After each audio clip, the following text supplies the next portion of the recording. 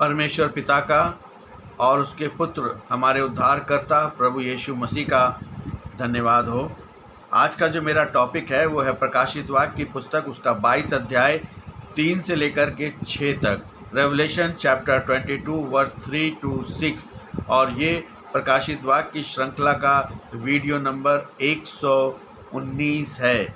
और यहाँ पे परमेश्वर के वचन में इस प्रकार से लिखा हुआ है, फिर वहाँ कोई श्राप न रहेगा, पर इस नगर में परमेश्वर और मेमने का सिंहासन होगा और उनके दास उसकी सेवा करेंगे।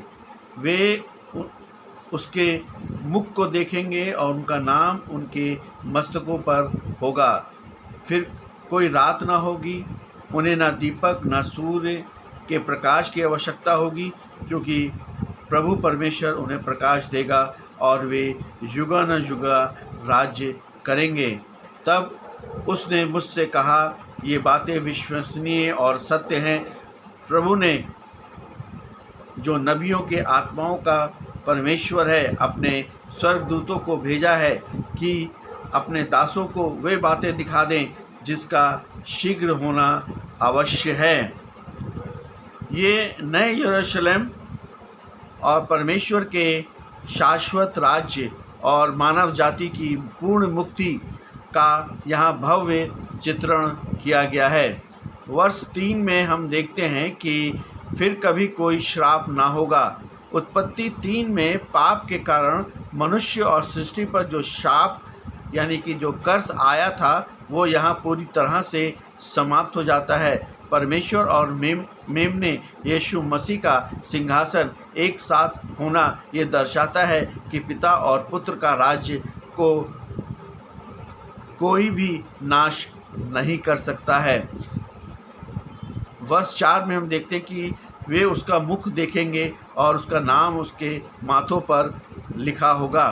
पुराने नियम में परमेश्वर का चेहरा देखना असंभव था। निर्गमन 33:20 में यहाँ मुख देखना परमेश्वर के साथ सीधे और पूर्ण संबंध को दर्शाता है। माथे पर नाम लिखा होना परमेश्वर के स्थायी स्वामित्व और सुरक्षा और पहचान का प्रतीक है, जो प्रकाशित वाक्य 13 में दिए गए पशु की छाप 666 के पूर्ण विपरीत है। वर्ष 5 में हम देखते हैं कि वहाँ फिर रात ना होगी। रात और अंधकार पापमय और मृत्यु के प्रतीक हैं। नए यरूशलेम में सूर्य या दिए जैसे भौतिक प्रकाश की आवश्यकता नहीं होगी, क्योंकि स्वयं परमेश्वर उनका आत्मिक प्रकाश होंगे। विश्वासी केवल ये बात नहीं रह पाएंगे, बल्कि मसीह के साथ अनंत काल तक राज्य करेंगे, क्योंकि सारे विश्वासी प्रभु यीशु मसीह की प्रजा हैं। वर्ष 6 में हम देखते हैं कि ये बातें विश्वास योग्य और सत्य है। ये पद इन भविष्यवाणियों की दैवीय प्रामाणिकता को मोहर लगाता है।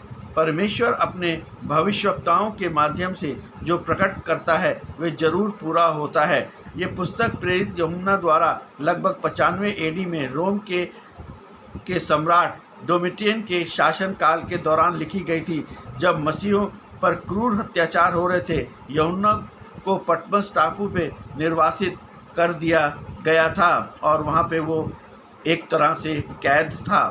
उस समय सम्राट स्वयं को ईश्वर घोषित करते थे। प्रकाशित वाक्य 22 में परमेश्वर के सच्चे सिंहासन का वर्णन करके मसीहों को ये सांत्वना दी गई है कि सांसारिक साम्राज्य और अत्याचार अस्थायी हैं।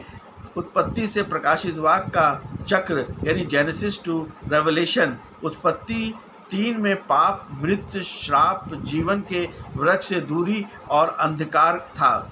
प्रकाशित वाक्य 22 में श्राप का अंत, अनंत जीवन और परमेश्वर की उपस्थिति और अनंत प्रकाश होगा।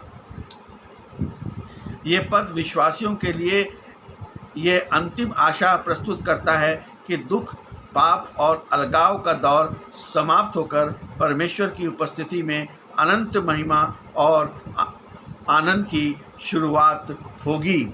इसलिए प्रभु यीशु मसीह पर विश्वास करें, प्रभु यीशु मसीह से अपने पापों को मान लें, प्रभु यीशु मसीह से अपने पापों का पश्चाताप करें और यीशु मसीह को उद्धारकर्ता के रूप में ग्रहण करें। यही मसीह जीवन है। आमीन।